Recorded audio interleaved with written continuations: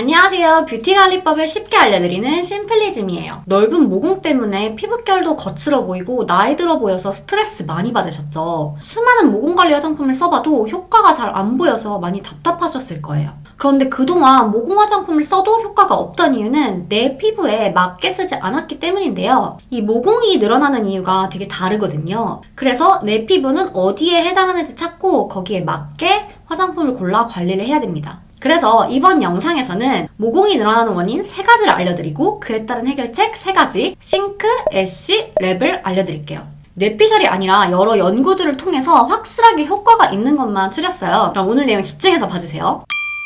모공은 3가지 종류가 있는데요. 이 종류에 따라서 늘어나는 원인이 다 달라요. 첫 번째는 오자 모공이에요. 가장 흔한 모공으로 피지가 많이 나와서 모공이 넓어지는 경우예요. 이 피지는 모공이라는 구멍을 통해서 이렇게 밖으로 배출되는데요. 쉽게 생각하면 물이 나오는 이 고무 호스를 한번 생각해보면 돼요. 물이 조금 나올 때는 호스가 별로 문제가 없죠. 근데 물이 갑자기 많이 나오게 되면 어떻게 될까요? 이 호스가 이렇게 빵빵하게 늘어나겠죠? 이게 반복되면 호스가 탄력을 잃고 아예 넓어져 버리는 거예요. 피지가 많은 지성 피부는 대부분 이 이유 때문에 모공이 넓어지게 됩니다. 두 번째는 U자 모공인데요. 모공이 막혀서 피지가 제대로 배출되지 못해서 늘어나는 경우예요. 아까 그 고무 호스를 다시 한번 생각해 볼게요. 만약에 물이 나오는 입구에 돌 같은 게 껴있다면 어떻게 될까요? 물이 잘 못 나와서 호스가 이렇게 부풀어 오르겠죠? 이 돌같이 모공을 막는 역할을 하는 게 바로 각질인데요. 피부가 건조하면 각질이 잘 탈락이 되지 않아서 막게 돼요. 그래서 이거는 건성 피부한테 잘 발생해요. 3번째는 Y자 모공이에요. 이거는 피부 탄력이 떨어져서 모공이 이렇게 세로로 늘어진 경우인데요. 아까 그 고무 호스를 되게 오랫동안 쓴다면 어떻게 될까요? 점점 힘을 잃고 탄성을 잃어서 이렇게 늘어지게 되겠죠? 그래서 우리가 노화함에 따라서 시간이 지나면서 자연스럽게 모공이 늘어지고 탄력이 떨어지는 경우가 이에 해당합니다. 그래서 Y자 모공은 노화에 따라서 점점 생기게 되는 모공이에요. 대부분은 이 3가지 모공이 복합적으로 나타나는데요. 피부 타입에 따라서 좀 더 주된 원인이 있습니다. 한번 내 피부를 생각해볼까요? 내가 지성 피부라면 O자 모공을 집중적으로, 건성 피부라면 U자 모공을 집중적으로 관리해줘야 돼요. 그리고 탄력 관리는 이 모든 피부가 다 해주셔야 됩니다. 자, 그럼 먼저 지성 피부 관리법을 알려드릴게요. SINK, 싱크를 기억해주세요. 이 싱크가 가라앉는다는 뜻이죠? 지성 피부는 피지의 분비량을 가라앉혀줘야 됩니다. 자, 싱크 시작할게요. S는 살리실산의 S예요. 살리실산의 또 다른 이름은 바하인데요. 이 바하는 피부 속 깊이 침투해서 이 모공 속에 있는 피지와 노폐물을 제거해주는 역할을 해요. 그래서 지성 피부에게 아주 좋은 성분입니다. 하지만 피부에 자극이 있을 수 있기 때문에 너무 자주 사용하기보다는 주 1, 2회 정도 사용하시는 걸 추천드려요. 자, 두 번째 I는 아이스예요. 얼굴에 열을 내리는 관리를 열심히 해주세요. 이 열이 오르면 모공이 열리게 되고요. 또 얼굴 온도가 1도씩 오를 때마다 피지 분비량이 10도나 증가해요. 모공이 자꾸 열리게 되면 열렸다가 닫히는 힘이 약해지면서 그만큼 모공이 넓어지게 돼요. 얼굴의 온도를 높이지 않는 게 굉장히 중요합니다. 그래서 샤워할 때 절대로 뜨거운 물로 샤워하면 안 돼요. 얼굴을 클렌징할 때도 마찬가지로 뜨거운 물은 해주지 마시고 우리 피부 온도랑 비슷한 미온수로 꼭 닦아주는 습관을 들여주세요.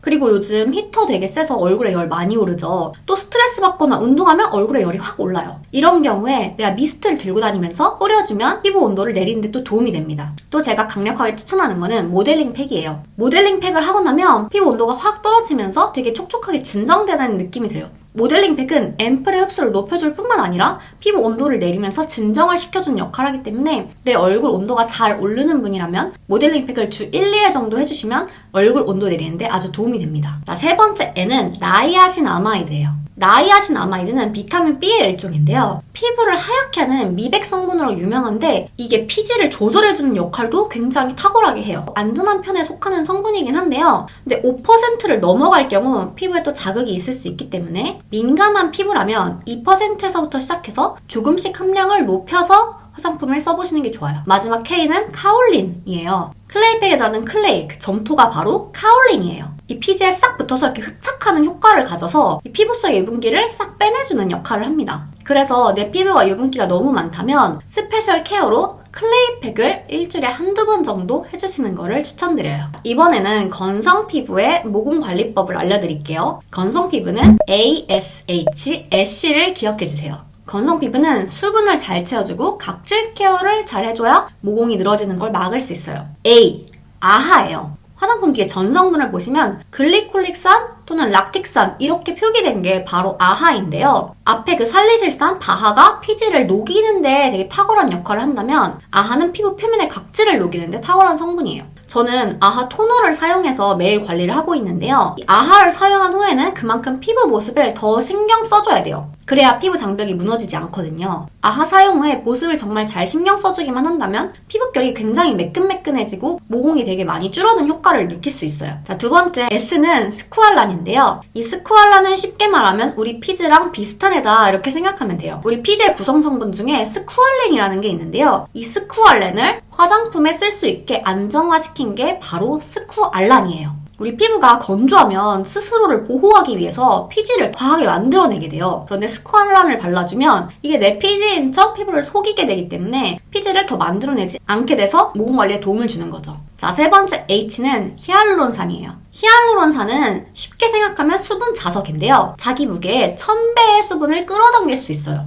그래서 수분이 부족한 건성 피부에게 아주 좋은 성분이에요. 이 히알루론산을 바른 다음에 스쿠알란을 발라주면 수분을 히알루론산에 끌어당기고 그 다음에 스쿠알란이 가둬져서 이 효과가 더 높아지기 때문에 이런 관리법을 추천을 드려요. 자, 이렇게 지성 피부와 건성 피부의 모공 관리법을 알려드렸는데요. 그럼 복합성 피부는 어떻게 관리해야 될까요? T조는 싱크 관리법으로, U조는 애쉬 관리법으로 해주시면 돼요. 자, 마지막으로 알려드릴 관리법은 탄력을 위한 RAP 랩이에요. 이 랩으로 감싸서 짱짱하게 피부를 당겨준다고 생각하면 좀 외우기 쉽죠? 자, 요 랩 관리는 피부 타입 상관없이 모든 피부가 꾸준히 해주시면 좋아요. 우리 피부의 구성 성분은 콜라겐과 엘라스틴이 있는데요. 우리 피부가 탄력이 있어지려면 이 콜라겐과 엘라스틴의 합성을 촉진하는 성분들을 써주면 돼요. 이게 바로 RAP 랩이에요. 자, 첫 번째 R. 이거는 레티놀이에요. 레티놀 정말 유명한 성분이죠. 레티놀은 매우 강력한 주름 개선 성분이지만 그만큼 부작용도 좀 높다는 단점이 있어요. 이게 자극이 좀 높고 피부 껍질이 벗겨질 수가 있거든요. 레티놀을 쓸 때는 0.1%에서 1% 사이의 함량이 효과적인데 민감성 피부는 0.1%도 좀 자극적일 수가 있어요. 제 피부도 좀 그렇거든요. 그래서 내가 민감성 피부라면 맞지 않는 레티놀 억지로 쓰시기보다는 이 뒤에 제가 설명드릴 A와 P 성분을 써주시면 좋습니다. A는 아데노신이에요. 아데노신은 부작용이 거의 없는 걸로 알려진 성분이에요. 식약처에서 인정한 주름 개선 성분으로 0.04% 이상만 들어도 효과가 있습니다. 아데노신은 레티놀과 달리 빛이나 열에 대한 안정도도 굉장히 높아서 밤낮 상관없이 쓸 수 있어요. 참고로 레티놀은 밤에만 쓰시는 게 좋아요. 자, 마지막 P는 펩타이드예요. 펩타이드는 쉽게 말하면 작은 단백질 조각이에요. 이 단백질의 구성 성분이 아미노산이죠. 이 아미노산들이 여러 개 결합된 걸 바로 펩타이드라고 하는데요. 어떤 아미노산끼리 결합되는지에 따라서 굉장히 다양한 종류의 펩타이드가 있어요. 굉장히 유명한 성분 EGF 있죠? 이것도 펩타이드의 한 종류예요. 이 펩타이드는 어떤 물질이냐면 콜라겐과 엘라스틴을 만들어내 라는 신호를 보내는 물질이에요. 그래서 펩타이드를 단독으로 쓰기보다는 아데노신이나 레티놀과 같은 성분과 함께 쓰면 더 효과가 높아지는 성분입니다. 이 아데노신과 펩타이드는 민감성 피부에게 특히 추천을 해요. 레티놀만 쓰면 자꾸 내가 따갑고 피부에 뭐가 난다